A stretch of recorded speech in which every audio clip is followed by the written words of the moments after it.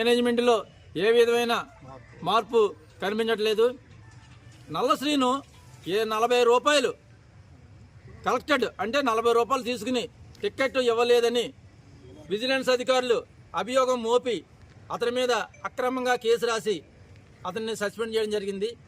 అయితే నల్ల శ్రీను 40 రూపాయలు తీసుకుంటే అతనికి 1/19 సర్కిల్లో ఉన్న విధంగా అతనికి 400 రూపాయలు ఫైన్ వేసి 1 సంవత్సరం కుములేటివ్ ఇంక్రిమెంట్ తీసుకుని అతన్ని విధుల్లోకి తీసుకోమని సర్క్యులర్ చెబుతుంది.